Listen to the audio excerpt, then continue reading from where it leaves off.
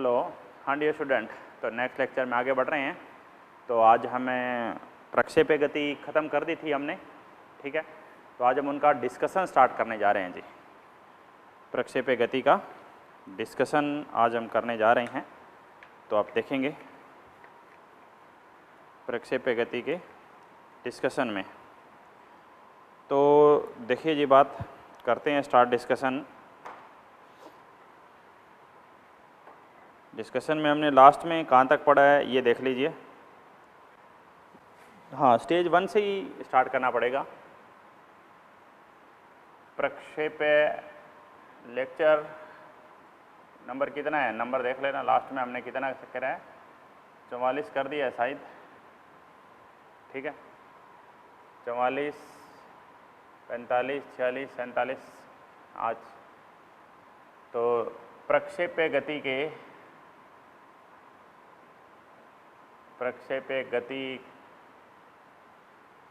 Person प्रक्षेप्य गति के person करने जा रहे हैं। क्वेश्चन, प्रक्षेप्य गति के क्वेश्चन लिख दो।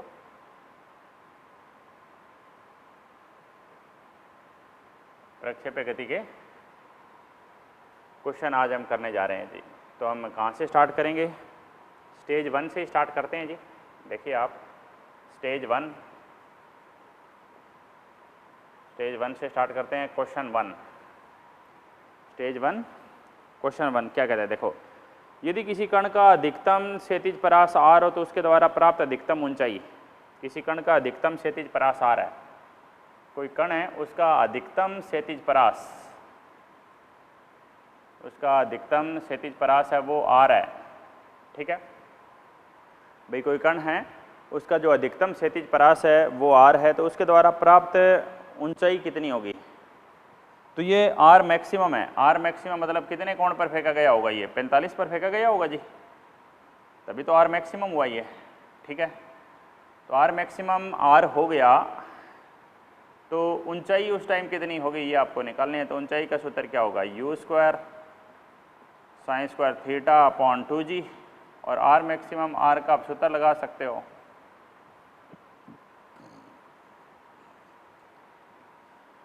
u² g को एक तरफ कर दो, साइन स्क्वायर 45 और 2 है ही है, तो कितना आएगा? देखो, u² g की जगह क्या लगा सकते हो जी? u² g की जगह आप क्या लगा सकते हो? r। u² g की जगह आप r लगा सकते हो। नीचे 2 आ गया, साइन 45 1/√2 होता है, इसके ऊपर स्क्वायर भी कर दो। तो h का मान आ गया जी r/2, 1/√2 का स्क्वायर 1/2, यानी कितना आंसर आया बोलो? r/4। कितना आंसर आएगा? r/4 आंसर आ जाएगा जी, fourth answer. Question number 2। Question number 2 क्या कहते हैं, देखो। एक कण को v वेग से इस प्रकार फेंका गया है, एक कण को v वेग से इस प्रकार फेंका गया है कि क्षैतिज तल में इसकी परास इसके द्वारा प्राप्त अधिकतम ऊंचाई का 2 गुना है। एक कण को v वेग से इस प्रकार फेंका गया है कि क्षैतिज तल में इसकी परास, भाई जो कण की क्षैतिज तल में परास है, कण को v वेग से इस प्रकार फेंका गया है कि क्षैतिज तल में इसकी परास इसके द्वारा प्राप्त अधिकतम ऊंचाई का 2 गुना है। हिंदी मीडियम का लेक्चर करने जा रहे हैं आज हम, ये बात ध्यान रखना।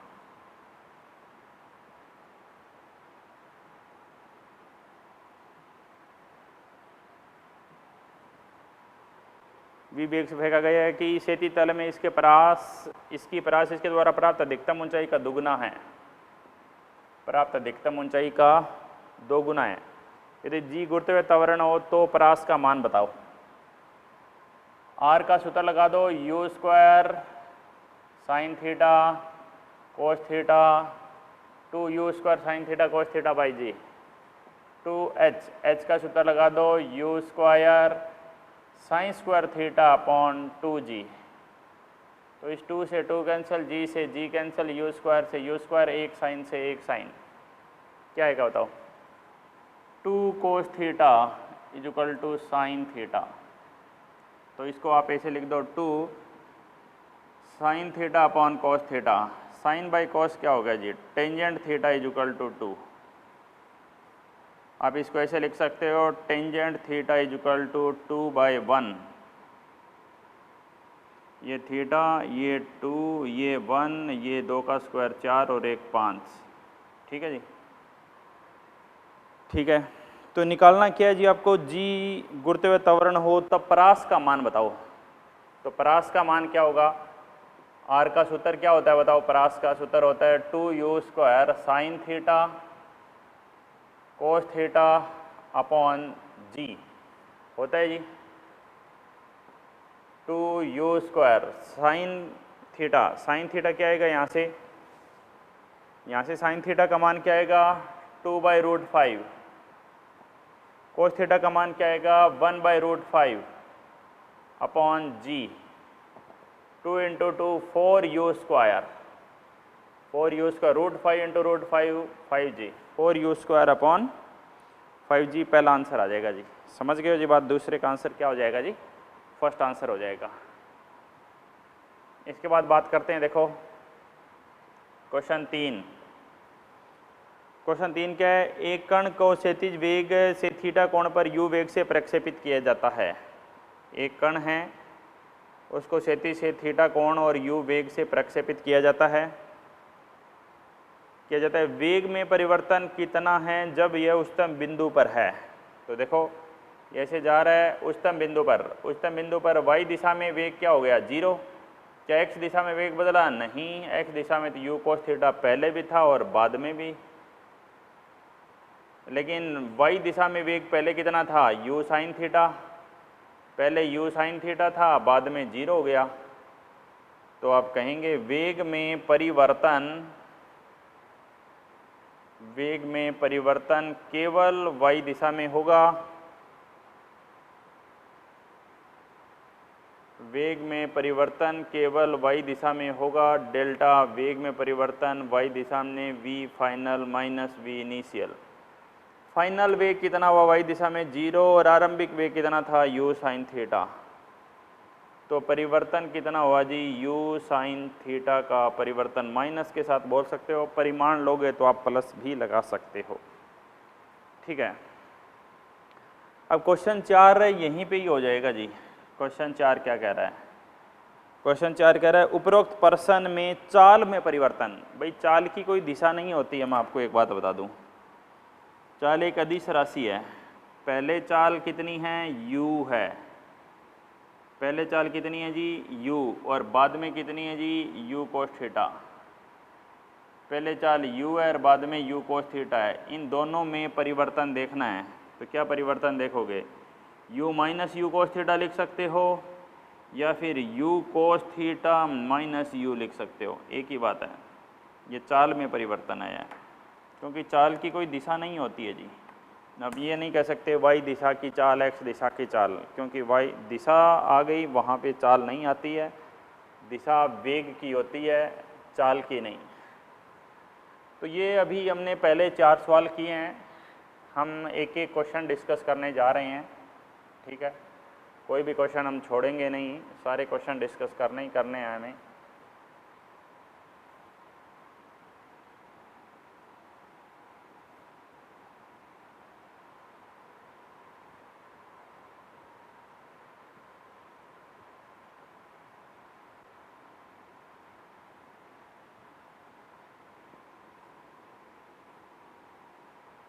तो बढ़ते हैं जी, अगली बात क्या जी, देखिए ये क्वेश्चन नंबर 4 था।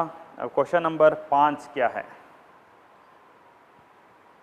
क्वेश्चन नंबर 5, क्वेश्चन 5 है जी 180 किलोमीटर प्रति घंटा की चाल से क्षैतिज गतिशील एक हवाई जहाज है जी, क्षैतिज दिशा में जा रहा है। चाल देखो उसकी क्या चाल है, 180 किलोमीटर प्रति घंटा उसकी चाल है। इसको आप बदल सकते हो जी, 180 को 5/18 से गुणा कर दो, ये चाल आ जाएगी जी 50 मीटर पर सेकेंड।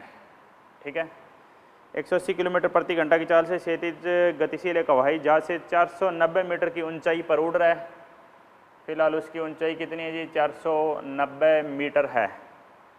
उड़ते समय भोजन के पैकेट को गिराया जाता है तो कितनी दूर पे जाके गिरेगा। ये सवाल भी मैंने आपको पहले करा दिए थे जी, कितनी दूर जाके गिरेगा, क्षैतिज परास आर निकालना है। ये स्टेज 1 के क्वेश्चन बहुत इजी है, स्टेज 1 मुश्किल नहीं है। आज की क्लास में स्टेज 1 ख़त्म कर देंगे हम। हाँ, स्टेज 2 के और 3 के क्वेश्चन अच्छे हैं। तो क्षैतिज परास आर का सूत्र आ जाएगा जी u√2h/g। आर क्षैतिज परास u कितना आएगा जी 50 मीटर पर सेकेंड, √2h कितना आएगा जी 490 और g का मान आएगा जी 9.8। ठीक है, 50 49 दूना कितना आएगा जी 98, एक जीरो नीचे 9.8 डेसिमल हटा ऊपर फिर जीरो कैंसिल हो गई तो ऊपर 100 आ गया। 100 का वर्गमूल कितना आ गया, 100 का वर्गमूल आ गया जी 10। 500 गुणा 10 आंसर आ गया, 50 गुणा 10 500 मीटर आंसर आ गया जी। ठीक है जी, क्वेश्चन 5 है जी। क्वेश्चन नंबर 6,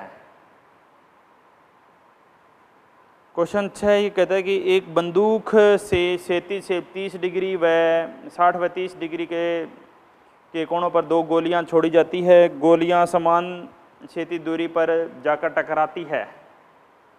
दोनों गोलियों द्वारा प्राप्त अधिकतम ऊंचाइयों का अनुपात पूछा है। भाई एक 30 पे एक 60 पे, तो क्षैतिज परास तो बराबर ही होगा जी। दोनों गोलियों द्वारा प्राप्त अधिकतम ऊंचाई, तो फार्मूला ही लगाना है बस, h1/h2 u² sin square theta upon 2g, u² sin square theta upon 2g, 2g से 2g, u² से u², sin 60 √3/2, sin 30 1/2, यहाँ पे भी स्क्वायर है, 3/4 1/4 3:1, 3:1। ठीक है, 3:1 आ गया जी। बात समझ गए हो जी। क्वेश्चन नंबर 7 पे जा रहे हैं जी हम। क्वेश्चन नंबर 7 क्या है? क्वेश्चन 7 कह रहा है एक पर्वतारोही एक चट्टान के किनारे पर खड़ा है जो कि भूमि से 490 मीटर की ऊंचाई पर है। पर्वतारोही कहाँ पर है जी? एक पर्वतारोही एक चट्टान के किनारे पर खड़ा है। एक चट्टान है, किनारे पर खड़ा है जो भूमि से 490 मीटर ऊंची है। वह क्षैतिज दिशा में 15 मीटर पर सेकंड से, क्षैतिज दिशा में 15 मीटर पर सेकंड की चाल से एक पत्थर फेंकता है। पत्थर को भूमि पर गिरने में कितना समय लगेगा? तो वही है जी वुडन काल वर्गमूल 2h/g, √2h/g 9.8। तो कितना आएगा? कैंसिल करेंगे वही जो अभी अभी हमने यहाँ पर सोल्व किया था उसी तरह से। 100 का वर्गमूल 10 सेकंड लगेंगे जी। ठीक है, 7 नंबर। 8 और 9 इसी से जुड़े हुए सवाल हैं। 8 सवाल के, अगर उपरोक्त पर्सन में भूमि पर टकराते समय उसके वेग का ऊर्ध्वाधर घटक कितना होगा? ये ऐसे जाके टकरा रहा है, ऐसे जाके टकरा रहा है, इसका ऊर्ध्वाधर घटक कितना होगा? y घटक। क्वेश्चन नंबर 8 के बारे में हो रहे हैं। ऊर्ध्वाधर घटक v² माइनस u² = 2as। तो y घटक हम निकालने हैं। ये घटक कितना है? 0। ay कितना होगा जी? g और sy कितना होगा जी? 490। तो ये कितना आएगा जी? 2 × 9.8, ठीक है, इंटू में 490। तो इसको आप मल्टीप्लाई करोगे तो 98 आ जाएगा। ये 10 से मल्टीप्लाई करेंगे और ये भी 98 आ जाएगा जी। ये आ जाएंगे दोनों, देख लीजिए आप। 410 से यहाँ पे आ जाएगा vy, और vy कितना आ जाएगा जी? 98 आ जाएगा। ठीक है, थर्ड आंसर 8 का। समझ पा रहे हो ना मेरी बात? क्वेश्चन नंबर 9 क्या कहता है देख लीजिए, इसी से जुड़ा हुआ है जी। क्वेश्चन नंबर 9 भी। क्वेश्चन 9, उपरोक्त पर्सन में पत्थर किस चाल से भूमि को टकराता है? अंतिम चाल। फार्मूला तो याद रखना ही है, u² प्लस में 2gh। u² चाल कितनी थी जी? क्षैतिज दिशा में 15 का स्क्वायर। 2g 10 ले सकते हो या 9.8 ले सकते हो, सोल्व कर देना, आंसर आ जाएगा। ठीक है जी। तो ये हमने 9 तक क्वेश्चन सोल्व कर दिए हैं जी। ठीक है, आगे बढ़ जाते हैं नेक्स्ट पॉइंट पर।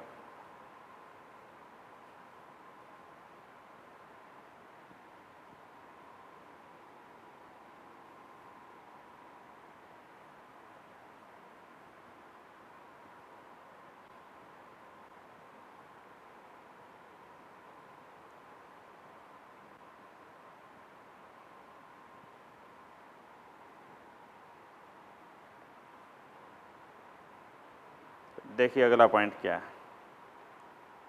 Question number 10। क्वेश्चन नंबर 10 क्या है समझिए भाई, क्या कहता है जी क्वेश्चन 10। क्वेश्चन नंबर 10 कह रहा है जी 19.6 मीटर ऊंची एक मीनार है, ठीक है जी।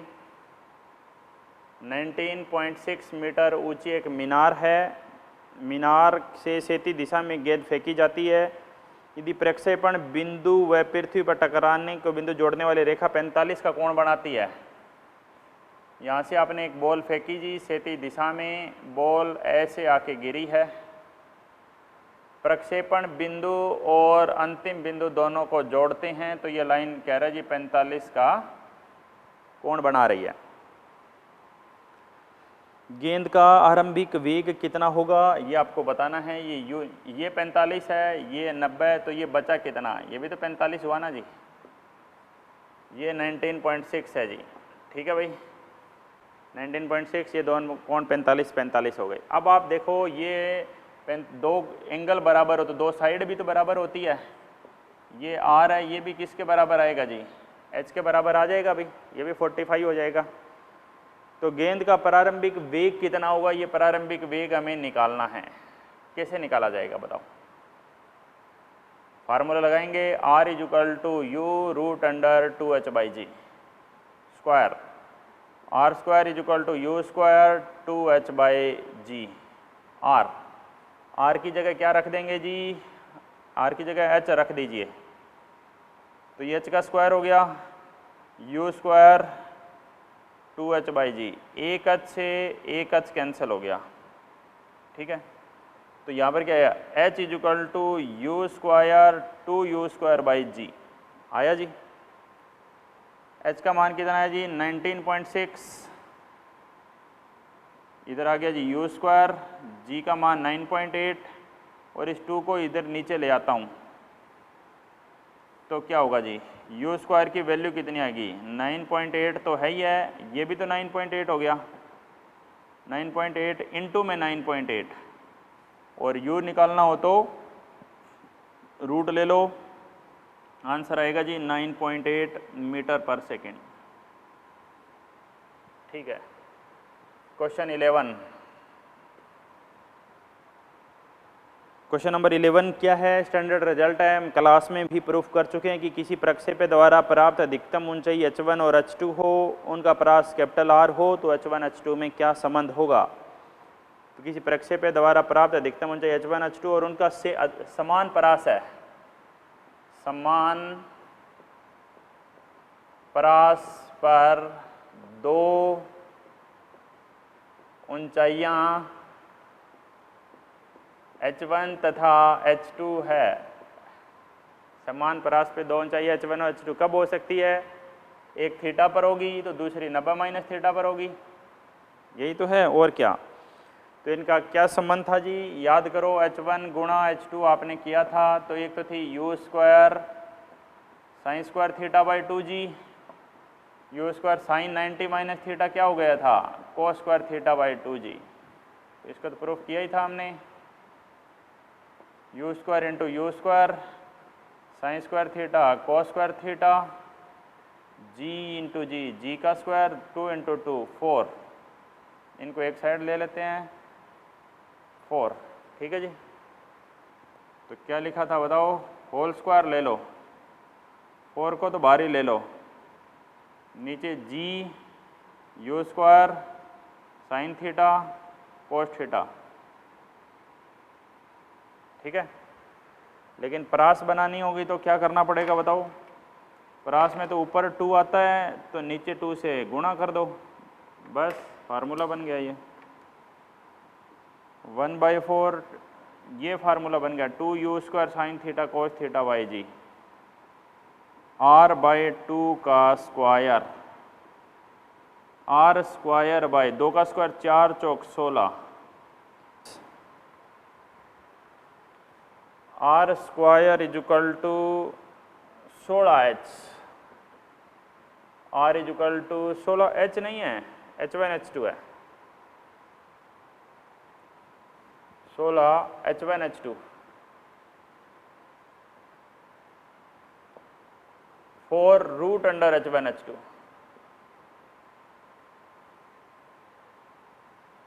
आर की वैल्यू आ गई 4 रूट अंडर H1H2। समझ गए जी। क्वेश्चन 11 था जी। क्वेश्चन 12 देख लीजिए। क्वेश्चन 12 क्या कहते हैं, प्रक्षेप द्वारा प्राप्त अधिकतम ऊंचाई 4 मीटर, प्रक्षेप द्वारा प्राप्त अधिकतम ऊंचाई 4 मीटर, क्षैतिज परास 12 मीटर है। मीटर पर सेकंड में प्रक्षेपण वेग, मीटर पर सेकंड में प्रक्षेपण वेग बताना है जी। तो इन दोनों का अनुपात ले लो। पहले तो h/r करो, 4/12। h का फार्मूला क्या होता है, u square sine square theta by 2g, two u square sine theta cos theta by g, u square 1g से g, साइन से साइन, क्या बचा बताओ, sine theta upon 2 divide by 2 cos theta,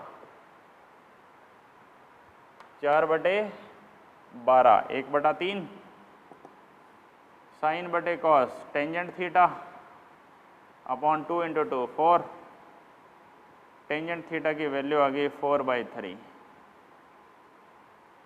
I tangent theta की value 4/3। जब tangent theta की value 4/3 आ गई है तो आपको क्या निकालना है, प्रक्षेपण वेग निकालना है। किसी एक फार्मूले का यूज कर लो, ये आंसर आ जाएगा। भाई टेंजेंट थीटा 4/3 है, इसको आप ऐसे बना लो ना, ये थीटा है, ये 4 है, ये 3 है, तो ये 5 होगा। तो मैं h का फार्मूला ले लेता हूँ, u square sine square theta upon 2g, ठीक है। h की वैल्यू कितनी लूँ, 4, u स्क्वायर निकालना, साइन थीटा कितना आएगा, साइन थीटा 4/5, 4/5 का स्क्वायर अपॉन 2, g कितना 10, 10 दूना 20 चौका 80, जी के रूप में निकालना है, जी की वैल्यू नहीं पुट करनी। तो 8g लीजिए इसको,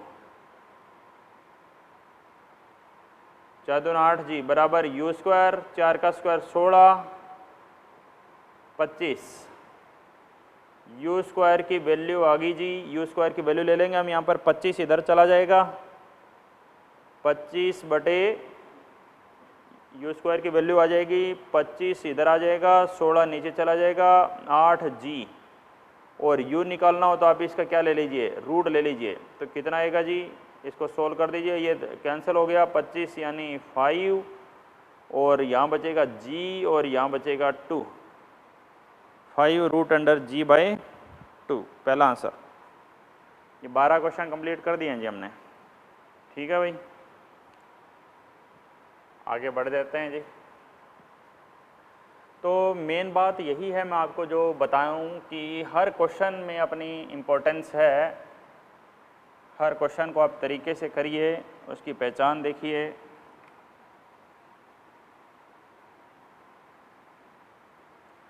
फार्मूला आप ज़रूर याद रखिए, अगर आपको फार्मूला ध्यान है तो आप कुछ भी कर जाएंगे जी, ठीक है।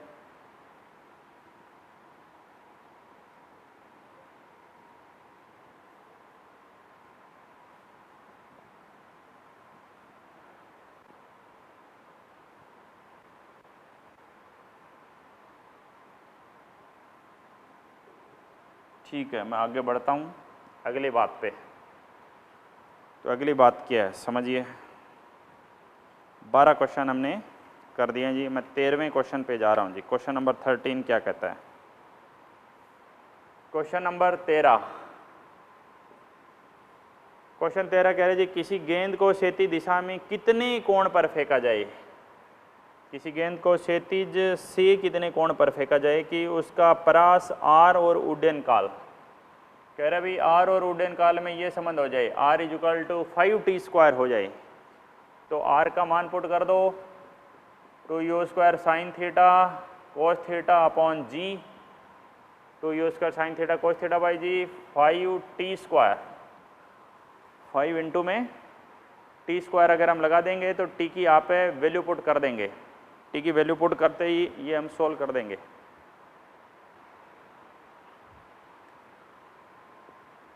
हाँ जी, तो देखिए हम क्वेश्चन नंबर कर रहे थे कौन सा, हमें क्वेश्चन नंबर 13 कर रहे थे जी। तो 13 नंबर क्वेश्चन में देखिए हम लिख रहे थे r equal to 5t², r equal to 5 into में t का स्क्वायर। तो t क्या है यहाँ पर, उड्डयन काल, फार्मूला लिख दीजिए उड्डयन काल का। उड्डयन काल का फार्मूला क्या आएगा बताओ, उड्डयन काल का फार्मूला होता है जी 2u sine theta by ji, 2u sine theta by जी। तो फार्मूला क्या मिलेगा देखो, 2u² sine theta cos theta by ji 5 4u² sine square theta upon g square, 4u² sine square theta upon g square, 4u² sine square theta upon g square. एक जी से तो एक जी cancel हो जाएगा, u² से u², एक sine से एक sine, 2 cos theta equal to 20 5 के 20 इंटू में साइन थीटा, ठीक है जी। इससे ये कैंसिल हो जाएगा जी। हमें निकालना क्या है बताओ, तो आपको किसी गेंद, समझना बात क्या है, क्षैतिज परास 2u² sine theta cos theta by g, ठीक है, 2u sine theta by g 4u² sine square theta upon g square हो गया, u² कैंसल, एक साइन बच गया, नीचे g भी बच गया ना, 5 के 20 और नीचे एक g बच गया, g की वैल्यू क्या लगा देंगे 10, तो 10 से 10 कैंसिल हो गया जी। कोस थीटा और साइन थीटा बराबर कब होते हैं जी, 45 डिग्री पर, या फिर ऐसे ले लो, साइन के नीचे ले आओ कोस को, साइन बटा कोस थीटा यानी टेंजेंट थीटा, यानी वैल्यू कितनी आ गई 1 आ गई, टेंजेंट थीटा की वैल्यू 1 आ गई यानी थीटा कितना आ गया 45 डिग्री आ गया, टेंजेंट थीटा की वैल्यू 1 आ गई यानी थीटा कितना आ गया जी 45 डिग्री आ गया, समझ गए। क्वेश्चन नंबर 14 क्या कहता है देखिए, क्वेश्चन नंबर 14 ये कह रहा है कि एक गेंद को ऊर्ध्वाधर से 60 डिग्री के कोण पर, एक गेंद को ऊर्ध्वाधर से 60 डिग्री के कोण पर हम फेंक रहे हैं, ठीक है, ऊर्ध्वाधर से कोण ले रहे हैं, इस बार इस बात का ध्यान रखना, गेंद को ऊर्ध्वाधर से 60 डिग्री के कोण पर, ये देखिए ये 60 डिग्री है, तो क्या ये थीटा है, नहीं, थीटा हम कितना लेते थे, थीटा हम क्षैतिज से लेते थे, तो 90 माइनस 60 कितना बच गया 30, थीटा 30 है, थीटा 30 हो गया, ठीक है। मीनार की चोटी से प्रक्षेपित किया जाता है, इसके वेग के ऊर्ध्वाधर घटक का प्रभाव, वेग का ऊर्ध्वाधर घटक क्या होगा जी, जब तक ऊपर जा रहा है, ऊपर जा रहा है, घटता जा रहा है, घटता जा रहा है, यहाँ पर ऊर्ध्वाधर घटक 0 हो गया, वापस बढ़ना चालू हो गया, वेग का ऊर्ध्वाधर घटक पहले घटेगा फिर बढ़ेगा, क्वेश्चन ऑप्शन 4 हो जाएगा। 15 नंबर सवाल देखिए, 15 नंबर सवाल क्या कहते हैं जी, एक कण किसी तल में तात्कालिक वेग के भिन्न भिन्न दिशा में एक समान त्वरण गति कर रहा है, प्रक्षेप पथ की दिशा क्या होगी, परवलय होगी जी, देखो ना यही तो होती है परवलय।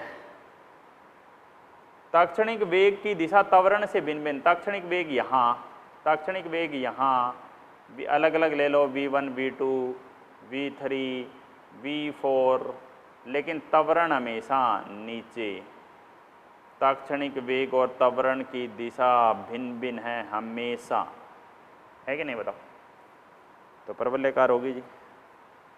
क्वेश्चन नंबर 16 देखो, क्वेश्चन नंबर 16 में क्या लिखा गया है देखो, क्वेश्चन 16 में कह रहे एक प्रक्षेपक को प्रारंभिक वेग 6i + 8j, आरंभिक वेग है वो 6i + 8j है, 6i प्लस 8j उसका आरंभिक वेग है। ठीक है जी। प्रक्षेपक को प्रारंभिक वेग 6i प्लस 8j मीटर पर सेकंड से प्रक्षेपित किया जाता है।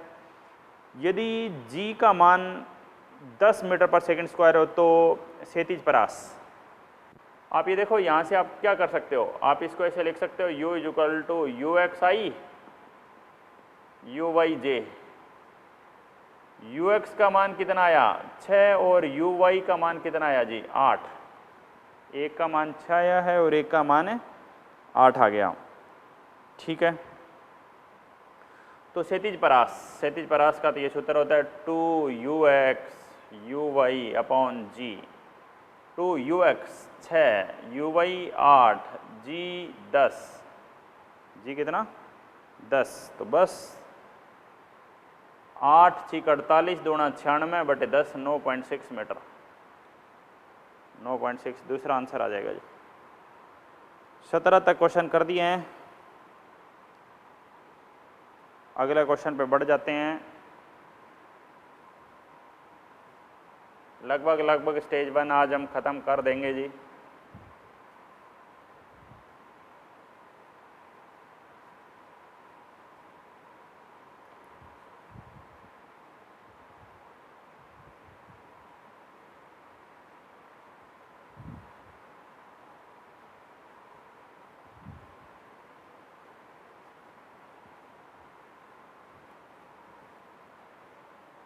तो देख लीजिए,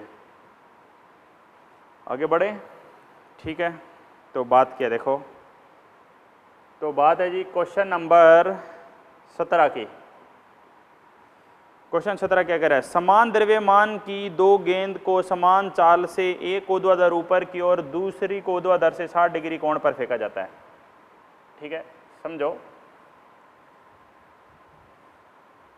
समान द्रव्यमान की दो गेंद, एक को समान द्रव्यमान की दो गेंदों को समान चाल से एक को ऊर्ध्वाधर ऊपर की ओर, एक को ऊपर फेंका, दूसरे को ऊर्ध्वाधर से 60 है, ऊर्ध्वाधर से 60 है तो क्षैतिज से कितना हुआ 30 कोण में फेंका जाता है। उच्चतम बिंदु पर स्थित ऊर्जाओं का अनुपात, तो ये मान लेते हैं H1 हाइट तक जाती है जी, और ये मान लेते हैं H2 हाइट तक जाती है। स्थितिज ऊर्जाओं का अनुपात, स्थितिज ऊर्जा का अनुपात कैसे आएगा, देखो mgh1 mgh2, mg तो कैंसिल कर दो, h1/h2 लेना है बस। ठीक है। इसमें हाइट का सूत्र क्या होता है u²/2g, जो इसमें पहले में सीधा ऊपर फेंकते हैं, और दूसरे में क्या होता है u² sin square theta upon 2g से 2g ये आ गया जी 1/sin स्क्वायर थीटा। थीटा कितना 30, sin 30 1/2 का स्क्वायर 1/4, ऊपर भेज दीजिए 4:1 आंसर आ गया। 4:1 थर्ड आंसर आ जाएगा जी। अब 18 नंबर क्या कहता है जी, 18 नंबर कहता है उपरोक्त प्रश्न में उच्चतम बिंदु पर दूसरी गेंद की गतिज ऊर्जा k है तो पहली की कितनी होगी। पहली तो उच्चतम बिंदु पर वेग 0 है ना जी, यहाँ पर तो वेग 0 है, यहाँ पर वेग 0 थोड़ी है, यहाँ पर वेग तो u cos थीटा है, यहाँ y दिशा में 0 है, यहाँ पर तो कुल वेग 0 हो गया। तो गतिज ऊर्जा का अनुपात क्या हो जाएगा, 1 का 0 हो गया, तो बस तो नीचे वाले की वैल्यू कुछ भी हो चाहे, तो आंसर 0 ही आ गया। समझ गए, उनकी गतिज ऊर्जा का अनुपात क्या आ रहा है जी 0 आ रहा है। 18 नंबर हो गया जी। 19 का किसी लक्ष्य को भेदने के लिए निशानेबाज का निशाना, भाई यहाँ पर लक्ष्य है जी, तो अगर आप बंदूक यहाँ रखोगे तो मान लेते हैं बंदूक आपने यहाँ रखी, तो गोली आएगी ऐसे प्रक्षेप्य पथ में चली जाएगी। तो हम क्या करें, लक्ष्य यहाँ पर है, तो लक्ष्य यहाँ पे, तो बंदूक को थोड़ा सा ऊपर रखना पड़ेगा जी, बंदूक को थोड़ा सा ऊपर रखना पड़ेगा ताकि जो गोली चले तो वो गोली ऐसे ऐसे लग से कुआ के लग जाए, समझ गए। बंदूक को थोड़ी सी ऊंचाई पे रखना पड़ेगा, समझ गए। ये 19 तक क्वेश्चन करा दिए जी आपको, ठीक है भाई। अब मैं 20वें क्वेश्चन पे आ जाता हूँ जी। बस लास्ट 5 क्वेश्चन बचे हैं हमारे, 20 से 25 तक आज की क्लास में हम इनको ख़त्म कर देंगे जी, ठीक है। क्वेश्चन नंबर 20, क्वेश्चन नंबर 20 क्या कहते हैं, देखो 3 पत्थर ए बी व सी क्षैतिज से 30, 45 और 60 के कोण पर समान बिंदु से एक साथ प्रारंभिक वेग से प्रक्षेपित किए जाते हैं। कौन सा कथन समय? 30, 45 और 60, समझो। 3 पत्थर ए बी सी, पहला 30 पे, ठीक है, दूसरा 45 पे, 45 पे तो अधिकतम होता है, ठीक है, तीसरा 60 पे, 60 पे 60 और 30, 60 और 30 में क्या होगा जी? समान परास, सी भी यहाँ आएगा क्योंकि एक 30 है, दूसरा 90 माइनस 30 है। 60 और 30 और 45 पे परास सबसे ज़्यादा, ये बताए हुए आपको। तो आप क्या कहेंगे? ए की परास सी की परास बराबर है और बी की परास इन दोनों की परास से ज़्यादा है।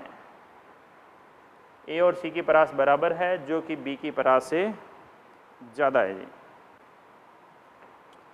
ए और सी की परास बराबर है तथा बी की परास से कम है जी, ए और सी दोनों ही।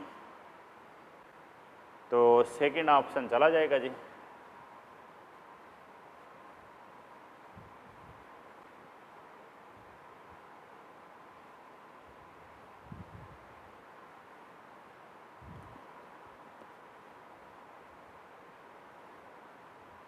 तो ठीक है जी, आगे बढ़ते हैं जी हम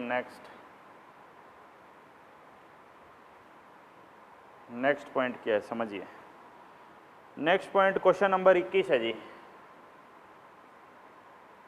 क्वेश्चन 21 क्या कहते हैं? समय के दो मानों के लिए कोई प्रक्षेपी समान ऊंचाई पर है, इन दोनों मानों का योगफल आवर्तकाल होगा जी। भाई ऐसे हम फेंकते थे, समय के दो मान आते थे जी, आपको बताए थे एक ही लाइन में आते हैं। ऐसे यहाँ पे आएगा T1 T2, दोनों की ऊंचाई बराबर है जी। कैपिटल T क्या होगा? दोनों का जोड़ दो। 22 नंबर सवाल देखिए। 22 नंबर क्या? किसी प्रक्षेपी का प्रारंभिक वेग, किसी प्रक्षेपी का आरंभिक वेग है जी I + 2j,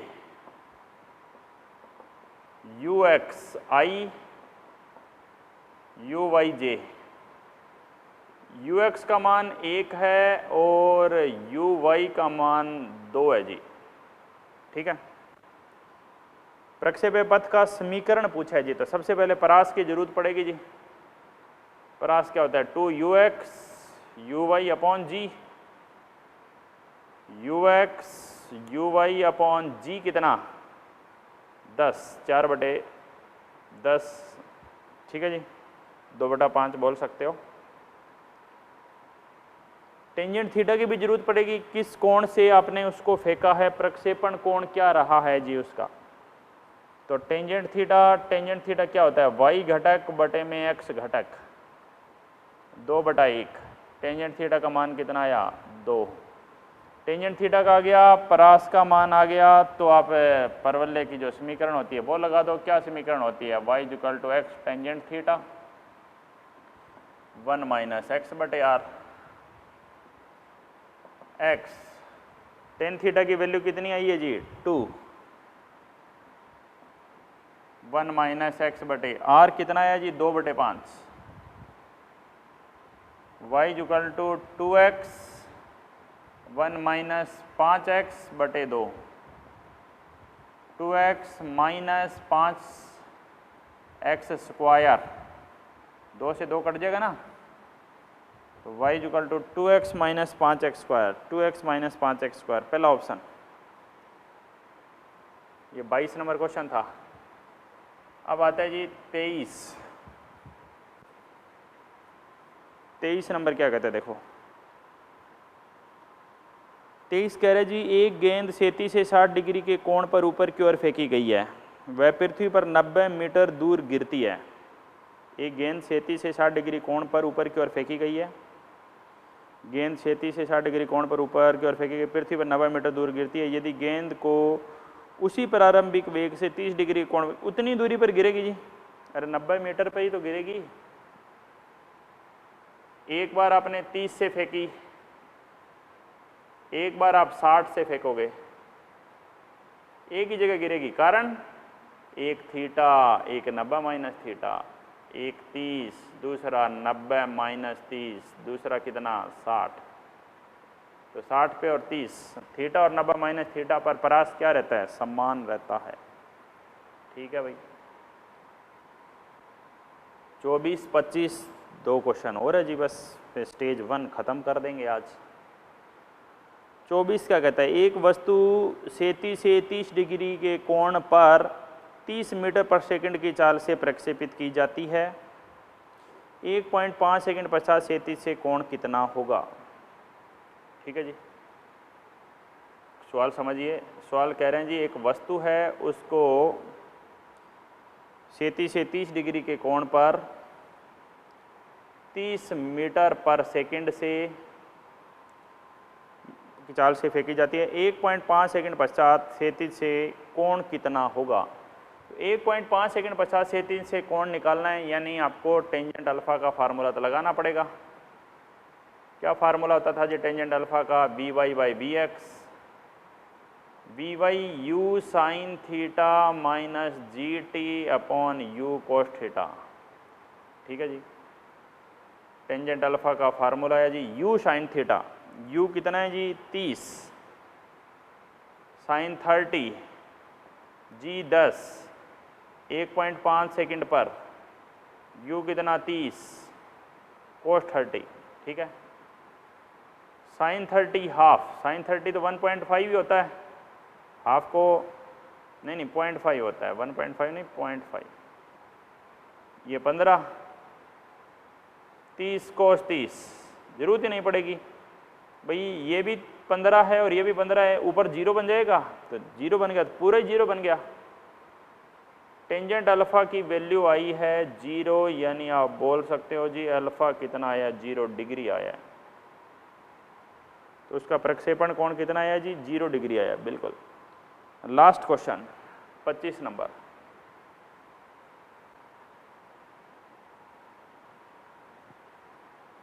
क्वेश्चन क्या है देखो, एक हवाई जहाज से एक बम उस समय गिराया जाता है जब वह लक्ष्य के ठीक ऊपर इतने मीटर की ऊंचाई पर है। जब वह लक्ष्य के, यहाँ पर लक्ष्य है जी, लक्ष्य के ठीक ऊपर है, कितनी है 12.54 मीटर पर है। हवाई जहाज क्षैतिज दिशा में 150 मीटर पर जा रहा है। हवाई जहाज 150 मीटर पर सेकंड से जा रहा है, उसका जो पायलट है उसको पता ही नहीं है, वो सोच रहा है कि मैं बम गिराऊंगा तो बम नीचे जाएगा, तो बम तो आगे जाएगा, बम तो उसकी दिशा में जाएगा, ये बात मैंने पहले ही बताई थी आपको। तो बम लक्ष्य से कितनी दूरी से चूक जाएगा, यानी परास निकालना है बस। ये h आपको दिया हुआ है, तो सूत्र ये जी R u root under 2h by g. u कितना 150 रूट अंडर 2h, h कितना 1254.4, जी 9.8 ले लो, एग्जैक्ट आंसर आ जाएगा, सोल्व कर लो मीटर में एग्जैक्ट आंसर आ जाएगा। तो इसी के साथ मैं कहूँ कि आज हमने स्टेज 1 ख़त्म कर दिया है जी। स्टेज 1 के जो क्वेश्चन है 25 के 25 मैंने बता दिए हैं। कल की क्लास में हम क्या करेंगे वो भी मैं आपको बता देता हूँ। आज का जो मेन होमवर्क क्या है वो देख लीजिए। HW स्टेज 2 नेक्स्ट क्लास में डिस्कशन होगा, next class discussion, next class में हम स्टेज 2 का डिस्कशन करेंगे, तो आप अच्छे से करके लाएंगे जी। ठीक है भाई, मिलते हैं नेक्स्ट क्लास में।